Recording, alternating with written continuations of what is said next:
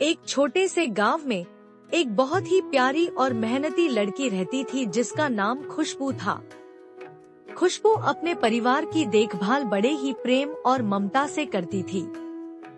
वह अपने माता पिता और छोटे भाई के साथ रहती थी। उसका दिल बहुत ही कोमल और दयालु था और उसके चेहरे पर हमेशा एक प्यारी सी मुस्कान रहती थी। गांव के दूसरे कोने में एक होशियार और साहसी युवक रहता था जिसका नाम टिनू था। टिनू अपने परिवार के साथ खेतों में काम करता था और हमेशा दूसरों की मदद के लिए तैयार रहता था।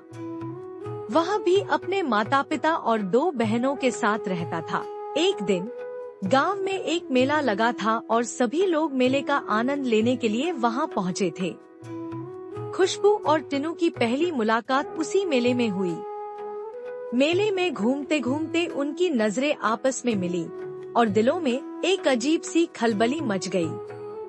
टिनू ने खुशबू की मुस्कान देखी और उसके दिल में एक खास जगह बन गई।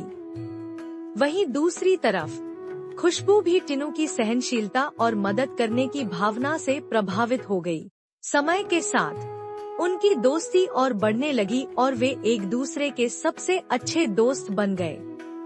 दोनों एक दूसरे के सुख दुख में साथ देते थे।